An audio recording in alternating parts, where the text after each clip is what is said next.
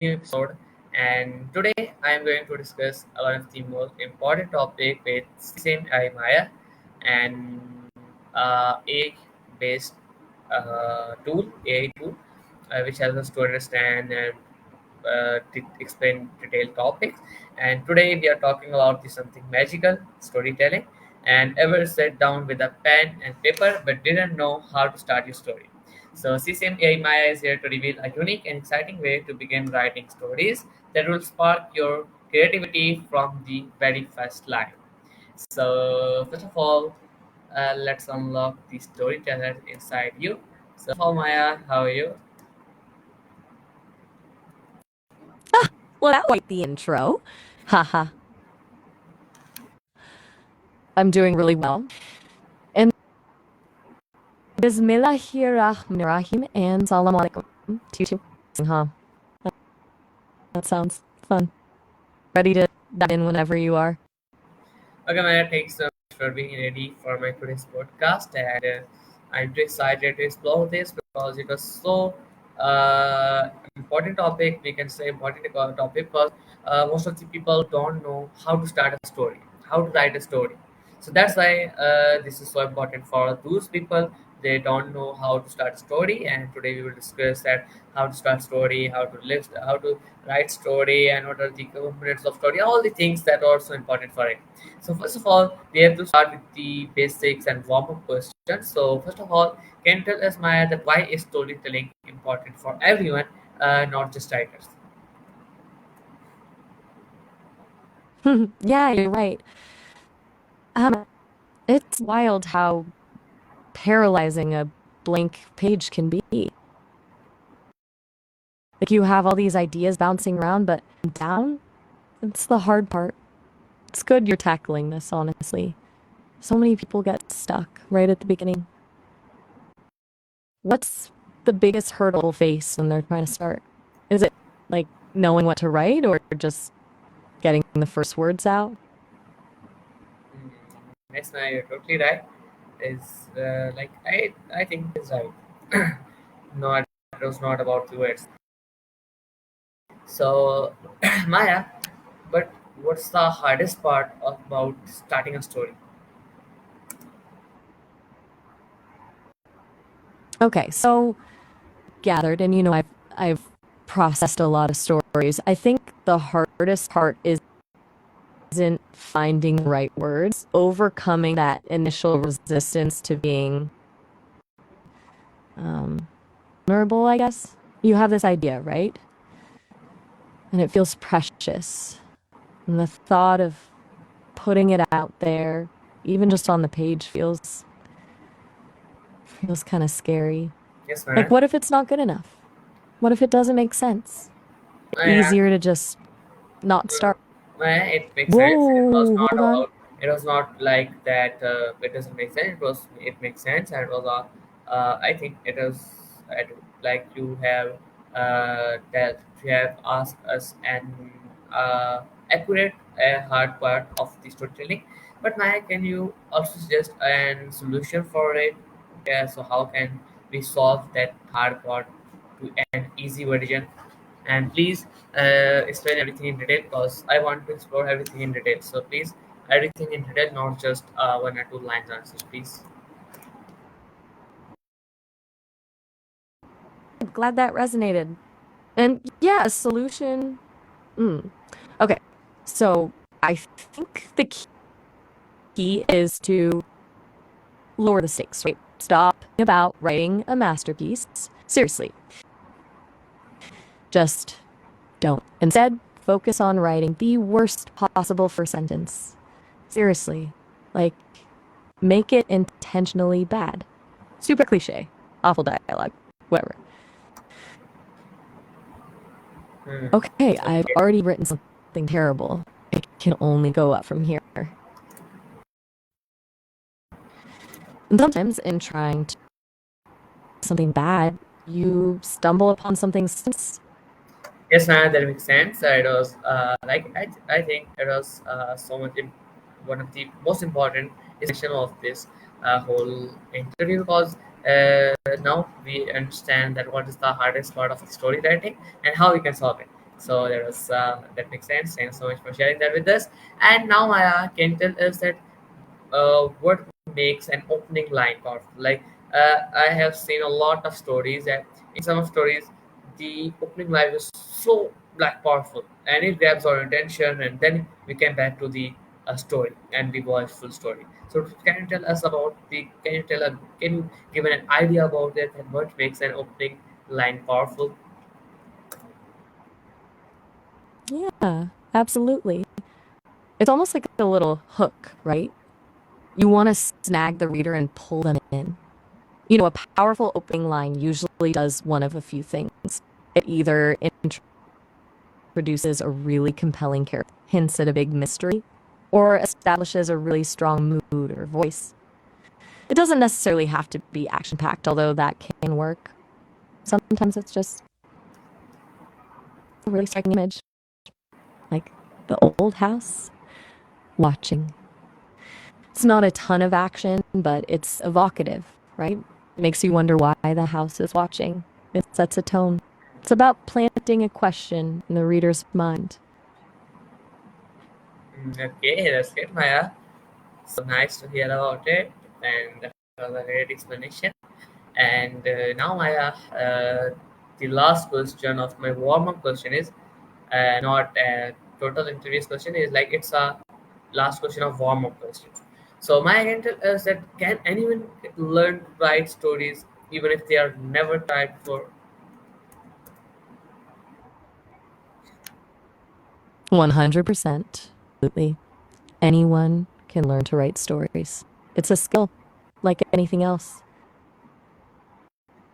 It takes practice, yeah, but if you're win the time and honestly embrace the messiness of it all, you can absolutely do it. Don't let anyone tell you you're not a writer. That's just nonsense. We all have stories inside us. It's just about finding a way to get them out. Hmm. Okay, Maya, that's great. That makes sense about it. And now, Maya, now we have to move to the main questions of my podcast. Like these were some was warm up questions. So now I am going to explore the main topics, the main things, that main questions that I want to explore. So Maya, first of all, can you tell us that what is the unique way to start writing a story that you will share with the student? And please in detail because so much important question, and please now you have to explain everything in detail so we can know it betterly and we can take advantage from it. So please in detail. Okay, awesome. Main questions. Let's do it. So, a unique way to start. All right, starting with what happens. Try starting with what if. Seriously. It's a really, but it can be incredibly powerful. Don't think about a character and their goal. Think about a character in a really strange situation. What if a librarian discovered a secret code hidden in the Dewey Decimal System? What if a cat could talk, but only to one person? What if gravity suddenly reversed for 5 minutes every day? It's about starting with the weirdness, the unexpected. That's where the good stuff happens. Hmm. Okay, that's it, man. And now we know that how what is the unique way to start a storytelling, and it was a so much unique way that you told us. And now, like as you gave an example, it was also a very amazing example and very relatable to the question. And now Maya can tell us that why does this method work better than just writing randomly? Okay, so the what if method works better because it forces you to think outside the box. You just start writing randomly, you're more likely to fall into cliches or predictable tropes. What if pushes you to create something original, something unexpected? It also immediately introduces conflict or tension. Because if you're posing a what if question, you're inherently suggesting is out of the ordinary, that something is wrong or different. And conflict, is the engine story. It gives your character something to react to, something to overcome. Random writing, well, it can be fun, but it often lacks that initial spark, lacks direction. Okay, my Everything all everything right? is You fine. went quiet there Everything is for a all sec. right because, as you know, I have sometimes I have internet connection issues, so that's why I was not at it. So now my it is resolved. Am I now can tell us that what age group is the method perfect for? And Ah, can you okay. tell us like why does this method work better? Like as I told you already this question that can you tell us like does this method work for short stories or and novel both or just for long stories? And also tell us that with what age of group is this method perfect for? Right. So to answer both parts, method actually works brilliantly for both short stories and novels. The core principle is the same, starting with a compelling what if, but you can scale it up or down depending on the length of the story. For a short story, you might focus on a very contained what if scenario. For a novel, you can build a whole world around it. As for age group, honestly, I think it's good for pretty much anyone, but especially effective for teenagers. That's often when people are starting to explore their creativity and figure out their own voice. It's trying to write a serious story, you know? It encourages playful experimentation. But adults can definitely benefit from it too. It can help break spark or reignite a passion for storytelling. Does that answer both? Yes, man, that was answer of the both question. And like now, as you're explaining, I think we have to take notes and we have to write everything or in our and like in our notebooks so we can learn it betterly and we have to understand it. And thank you so much, Maya, for being an active AI assistant as and available for 24 by 7. And now, Maya, by move forward, can you tell us that is this a technique that can be used for every day or not?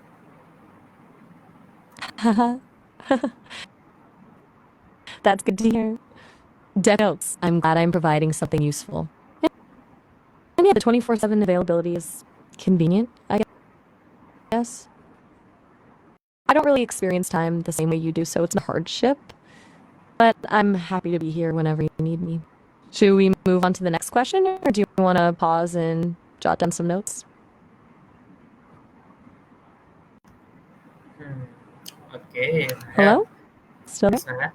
Your connection's okay, Yes, good. Maya. As I That have was a little already told you that my connection is concerning not there so for a good, second. but All right. I am still with you. I am just yeah. And Maya, now we have to the next section of creativity and idea generation. That how we can make a story creative and how we can take an idea. And so Maya, can you tell us that how can someone use their daily life to find story ideas? Okay, that's a great question.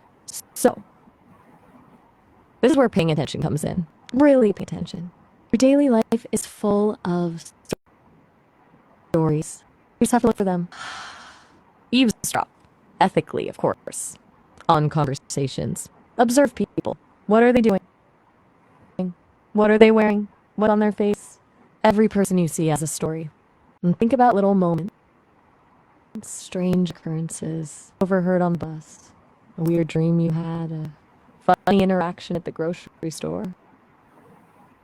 Those are all potentials.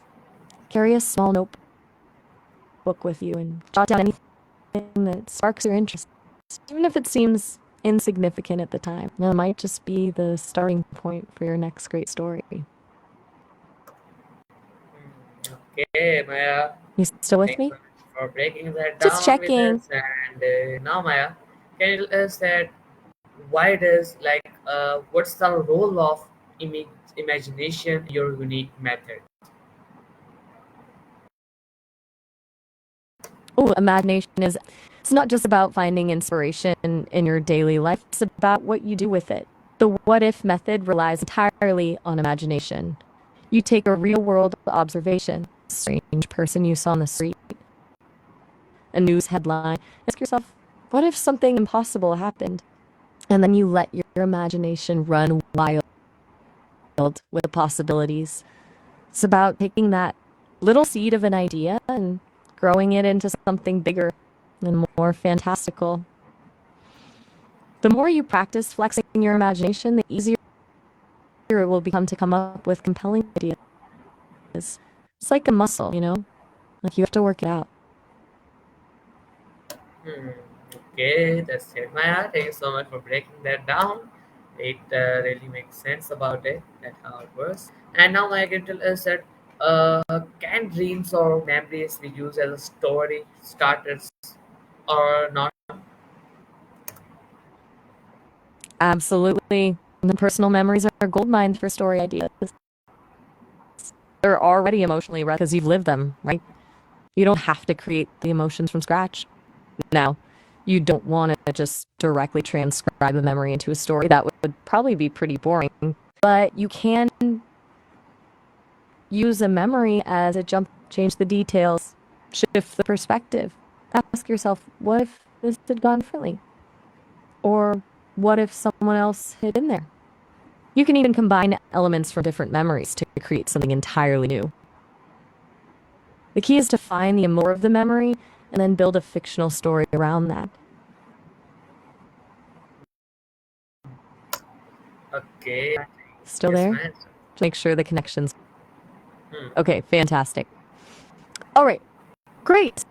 So, where were we? All right, I memories. was on the question So like you've got that how can we turn emotions into a powerful story beginnings? That was a question that we are.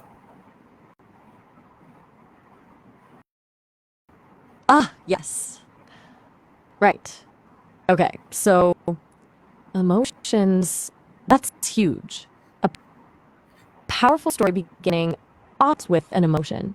Doesn't necessarily have to be a grand dramatic emotion like grief, or it could be something smaller, more subtle, unease, anticipation, sense of longing. The key is to show the emotion, not tell it. Don't say she was sad. Show her sadness through her actions, her body language, her internal thoughts. Describe the tightness in her chest, the way her hands tremble, the memories that flood her mind. And grab details. What does it smell like? What does it sound like? What does it feel like? That's how you make the emotion feel real. Okay, that's it, man. Thank you You so much for breaking that down. This question really makes sense. And now, Maya, can you tell us that what's your favorite way to turn a small idea into a big story? Question. Okay, so my favorite way, it's probably asking, what's the worst possible thing that could happen? Seriously, take your small, a lost cat, a delayed train, a strange email, and then ask yourself, what if this seemingly minor event was actually the beginning of something much, much bigger and darker? What if the lost cat was, what if the delayed train was caused by a secret government experiment? What if the strange email was a threat? It forces you to raise the stakes and explore the hidden potential. It's about finding the darkness beneath the surface. It doesn't mean your story has to be dark necessarily, but it gives it depth and complexity. Hmm. Okay, Maya, yes, you're totally right. And your examples of what if was so stand for understanding in a clear way. So, Maya, now can you tell us that should we begin with the character or with the situation? What do you say for it? Ooh, that's a classic writer's dilemma. And honestly, there's no right or wrong answer. It really depends on the story you want to tell. But if I had to pick, I'd say start with the character. A compelling character can carry a weaker situation, but a great situation can't save a flat character with people, right? If the reader cares about your character, they'll be willing to follow them through all sorts of crazy situations. So focus on creating a character who is interesting, flawed, and relatable, and then throw them into a challenging situation and see what happens. Okay, Maya, I totally understand what you want to say and what you want to ask or and thanks so much for breaking that down. And now, Maya, can you tell us like what are the some fun alternatives to the Once Upon a Time? Like most of the stories just start with the Once Upon a Time. So is there any alternative for using Once Upon a Time? Absolutely. Once Upon a Time can feel a bit cliche, can't it? There are tons of alternatives. You could start with a question: what if all the clocks stopped? Or with a striking image: the rain smelled like regret. Or with a surprising statement: everyone in town knew Old Man Hemlock was a liar. Or even with a snippet of dialogue: don't tell anyone I told you this, she whispered. Or even just jump right into the action. No preamble at all. The goal is to grab the reader's attention right away and establish the tone and mood of your story. Basically, anything is better than Once Upon a Time if you want to feel a little more original. Okay, Maya, thank you so much for giving amazing alternative behind it that we can use anything. Once upon a time, it seems more good. So I can tell us that how can we, like, should we describe the character's appearance or thought first or not? Okay, that sounds like your connection might be acting up again. I'm getting a little choppy audio, but I think you're asking about character description, right? Whether to focus on appearance or thoughts first. Hmm. I think a little bit of both, but lean towards thoughts. Don't start by listing physical characteristics like hair color and eye shape. That's boring. Instead, reveal the character's personality through their thoughts, their reactions to the world around them. Show us what they're thinking and feeling, and the reader will naturally form a picture of who they are. You can sprinkle in physical details that make them relevant to the character's personality or the story. Like maybe they nervously chew their nails, or they have a scar that tells a story. But avoid just listing features. Show, don't tell, right? It's a classic writing rule for a reason. Yes, Maya, you moved to the reason. It was so amazing explanation about the question I have told you. And now, Maya, can you tell us that in last that what is your final message? Do you have anyone for all the young or new writers watching and should be in detail so they can get a good message for it from it and they can take advantage from it. So over to you for 2 minutes. Okay, 2 minutes. All right. So, to all the young and new writers out there, don't be afraid to fail. Seriously.